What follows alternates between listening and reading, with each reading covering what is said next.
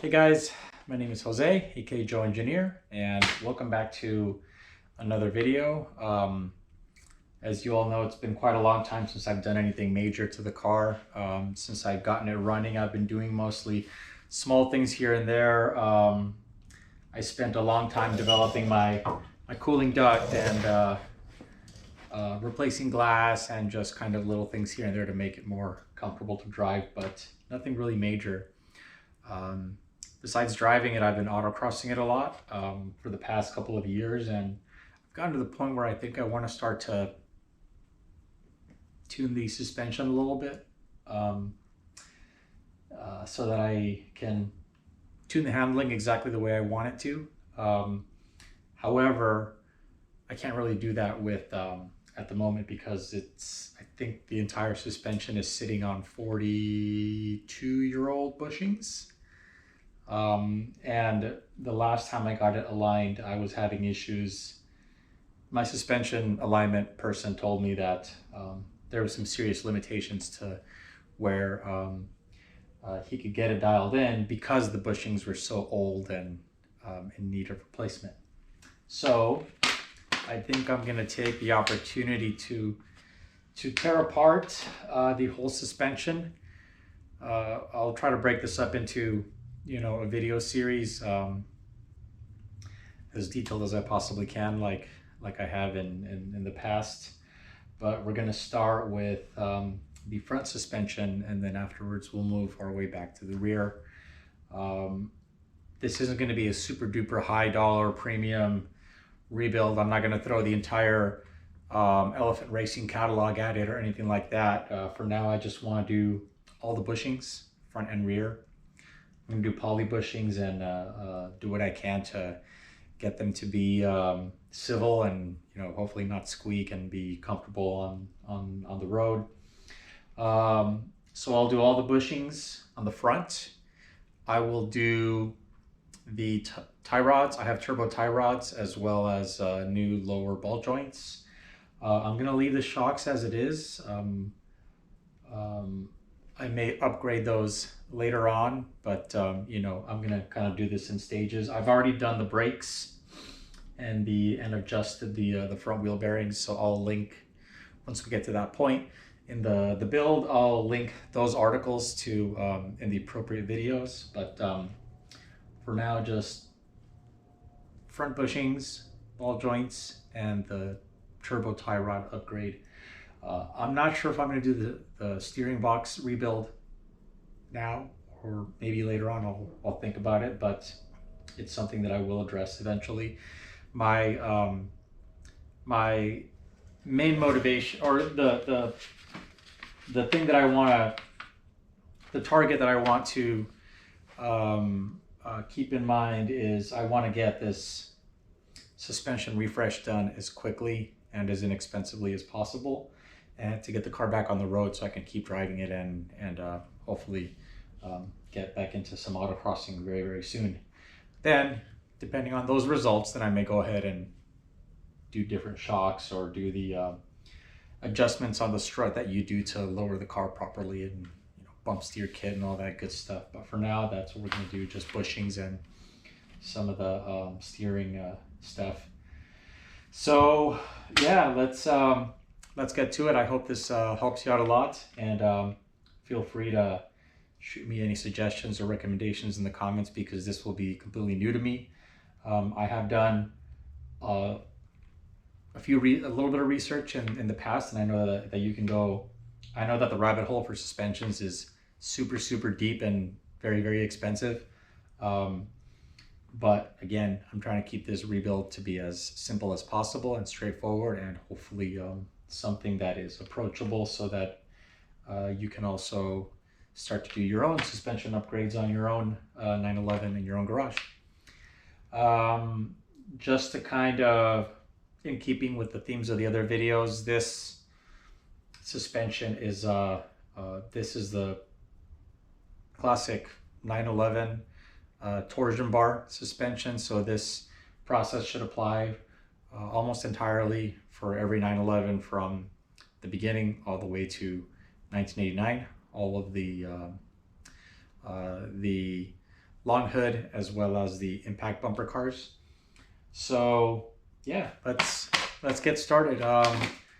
Again, like I said before, I'm gonna try to break this up into videos where I do like a front teardown, front evaluation, front rebuild, maybe the steering box, I'm not sure. And then we'll deal with the front end alignment at that point. Then we'll move back to the rear, and on the rear we'll do the same process: rear teardown, rear evaluation, and then we'll kind of go from there. But yeah, enough talking. Let's get to it, and let me show you guys how to tear down this front 911 suspension.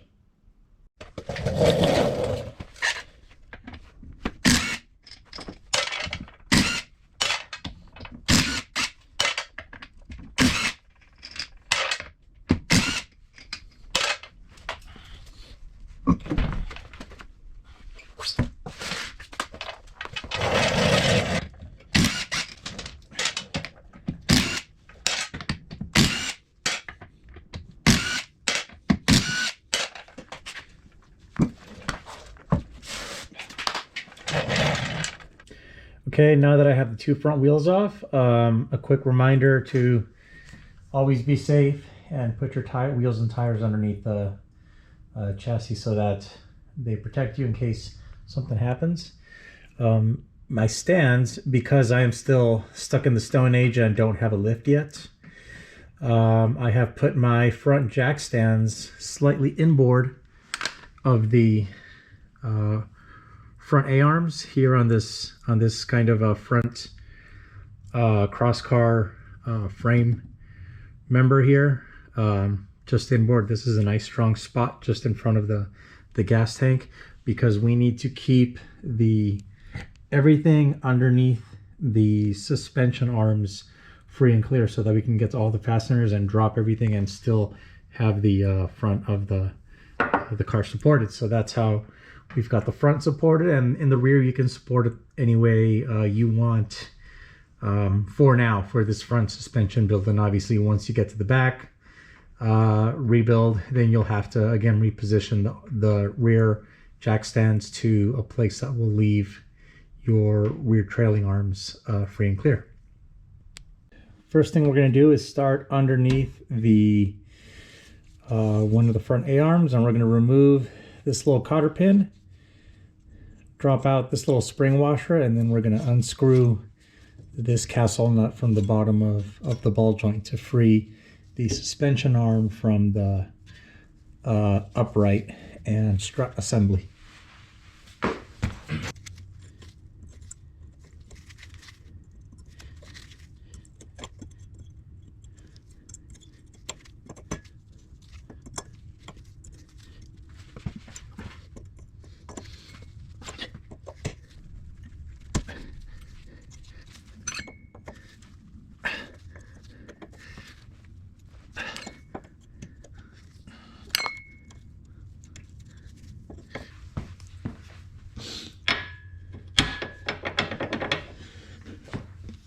Now that I've got the cotter pin and spring washer out, I'm going to go ahead and unscrew this big old castle nut here with this really fancy socket that I actually bought years ago from a gentleman named Jimmy Tidwell, I believe. He does a lot of cool racing parts for Porsches.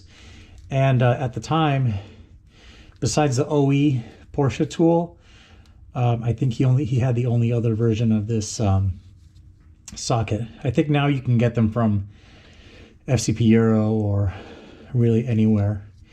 But I finally have this opportunity to use this fancy socket after so many years of buying it. So let's get it on here and get this guy off.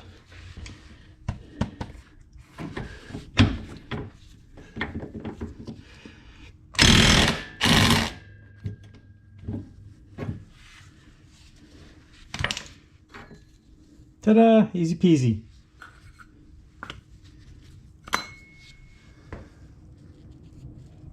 As you saw with the previous ball joint removal, sometimes the tabs at the bottom holding the cotter pin are beat up. So straighten those out if you need to. Cut the cotter pin out if necessary, no big deal. In order to do what you need to do to remove the the spring washer.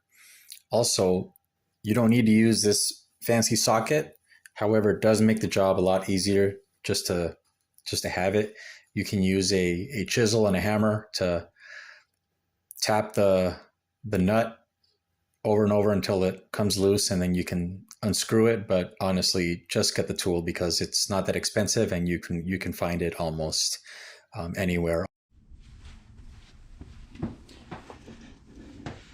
Next, working underneath the car, we're going to remove the belly pan that sits between the gas tank and the cabin floor and covers the fuel pump and steering rack and all that. Got two 8mm hex head screws here.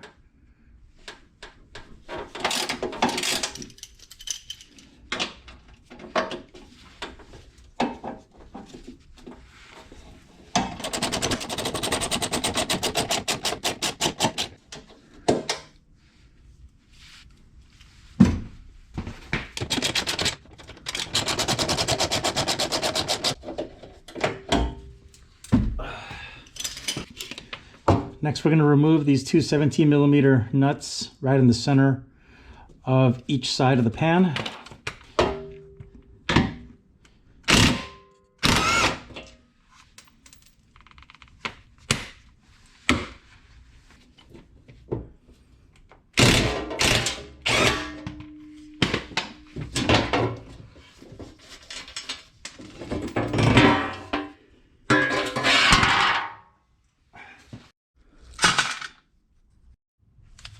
Now with the belly pan out of the way, you can get a better look as to why I am removing the front suspension this way. I'm going to remove the two suspension arms and this aluminum crossbar subframe at the same time.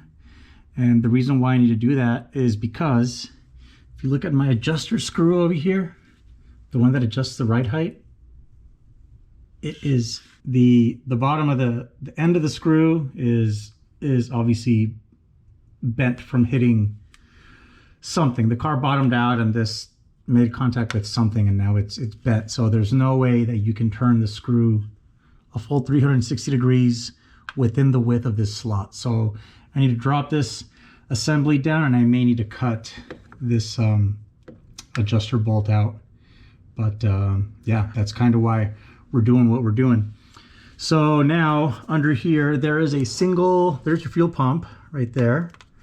And there is the horn for the alarm system. And they're both held to the aluminum subframe with a single 10mm bolt right there. A bolt and a nut. Right here behind this bracket for the fuel pump. So we got to take this bolt out so you can free these two items so they can stay in the car while this drops down along with the suspension. All right, so I cracked this little 10mm loose with a little ratchet wrench, and now this came off. Now the fuel pump is not attached to the back of the, okay, so this fuel pump bracket has the bushing, the rubber bush attached to it, but it's not attached to the cross member anymore. So these are all freed up now. I just need to move this alarm horn thing somewhere else. I don't even have the alarm. I don't know why I still have this here. I should delete it. Yeah, anyway, secure this out of the way so that you can drop this and this without snagging on this. So I ended up disconnecting the alarm horn from its two terminals in the back. And I took the terminals and the wire and kind of just tucked them up here next to the fuel lines, so it's out of the way. And this is free, so now we can keep going. Okay, so now there are two bolts here with 17mm heads that are threaded into the steering rack cast aluminum case, and they hold the steering rack to the subframe. Now, I don't want to know how much one of these things costs to replace, so in order to not mess it up, I'm going to be very, very careful and see if I can gently get these bolts out without the impact gun. Lefty loosey, here we go. Oh yeah, easy peasy.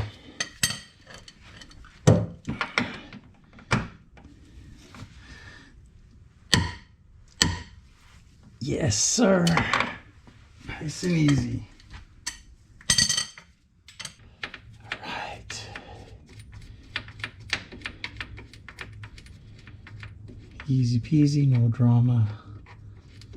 Steel bolts and cast aluminum threads. So better safe than sorry.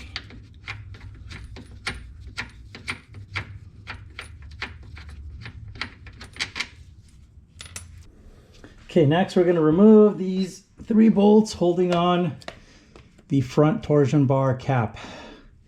And boy, these things are so beat up. Look at these tow hooks. They're supposed to face down, and they're like just obliterated. Poor car.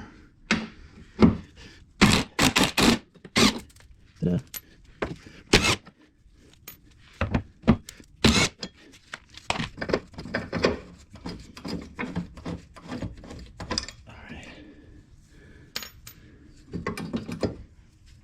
Boy, these things are jacked up. Look at this thing. Damn. Same on the other side. Oh my God. Okay, y'all got to see this. This is absolutely ridiculous. So on the other side, my tow hook is bent as expected, but it is bent directly in front of the bolt head. So I can't get a socket on there. Let me see if I can loosen it, crack it loose with a wrench. But yeah, man, crazy stuff.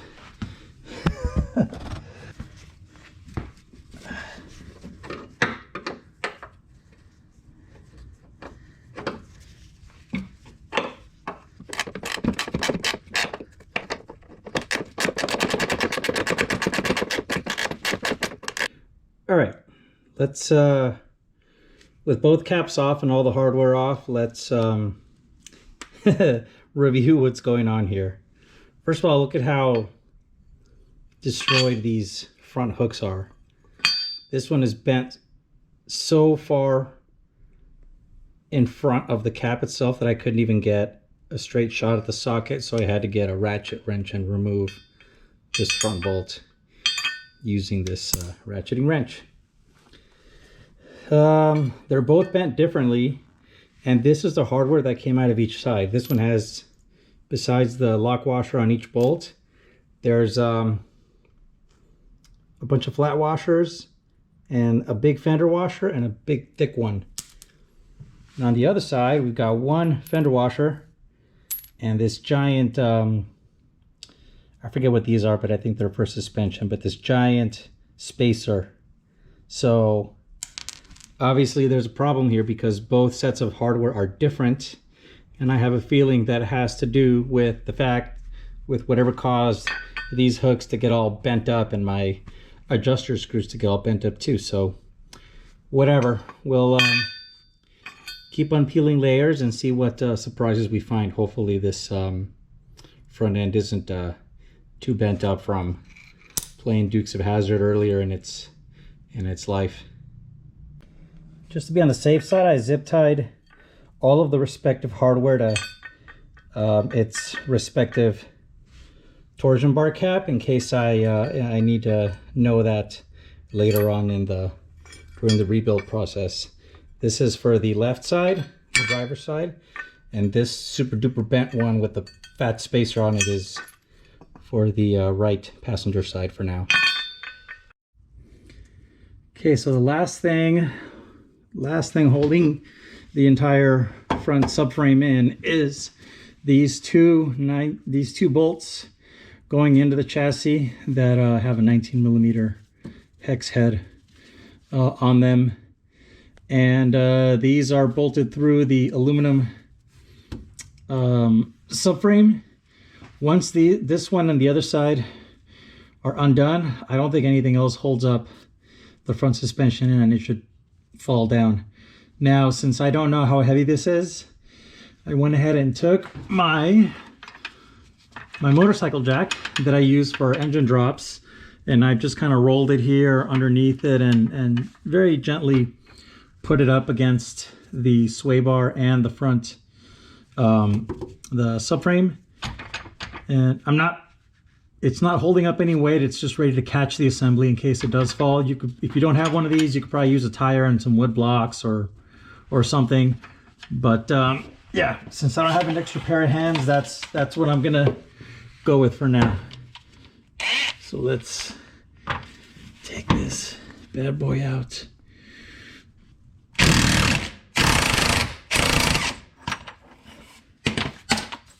There's one side. Other side now. Here we go.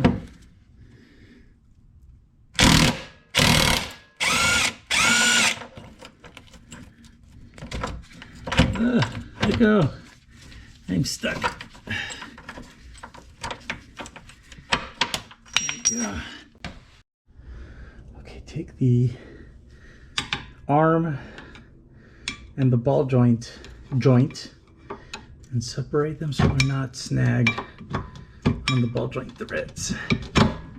Now they should be separate. You gotta keep them separated. Now, I think this should just fall out. Jesus.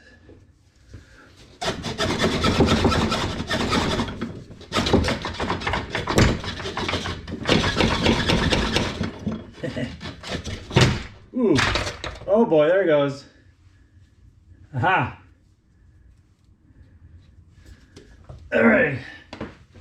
Let's drop this bad boy down. Ta-da. Yay. Didn't kill myself. Woo.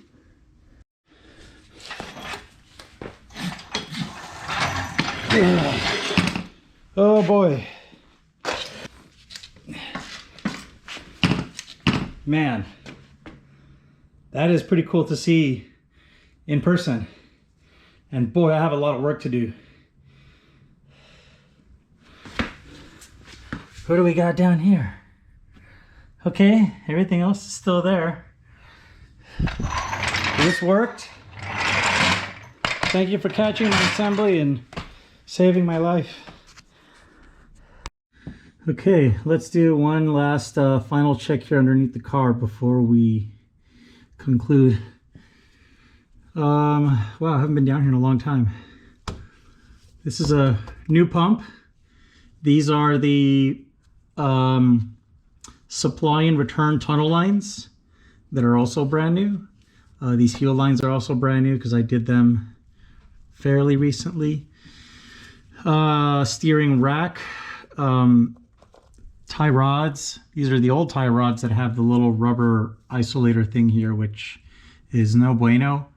We're going to swap these out for the, what's it called? The turbo style ones with the big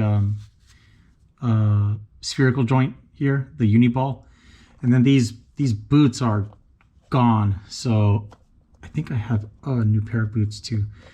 But yeah, I'll do a better evaluation of whatever is going on down here later. But yeah, that's what's up. Also, yes, the entire brake assembly is hanging from the shock. That's probably not the best thing for the shocks, but I'll try to wrap this up as quickly as possible to get a suspension back under here again. I mean, I may have to rebuild these anyway, so we'll see. But we'll take care of the bottom first, then we'll bolt it back up, and then we'll take care of the these top hat things with the big bushing that goes on there as well.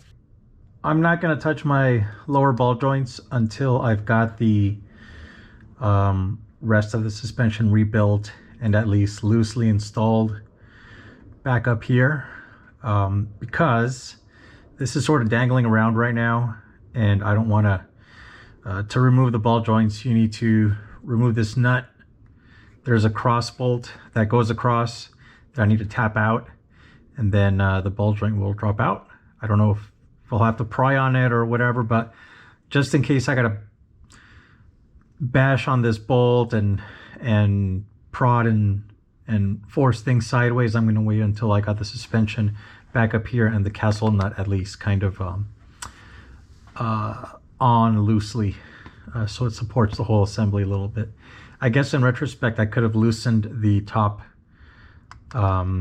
this nut and gotten this wedge bolt to pop out and then back in sort of loosely installed so that I could do the ball joints now, but not a big deal. Just something to keep in mind if depending on how you want to disassemble the assembly here, the suspension assembly. And what I can do, however, is I do have a lot of access to my tie rods, which is fantastic, and I've got a nice, oh shoot, got a nice little ball joint tool here so that I can get in here and pop out these outer ball joints so I can swap out my tie rods. So yeah, I'll do that in a future video, but good to know that I have access to everything here and that things are going smoothly so far. And one last thing, the front torsion bars are in this.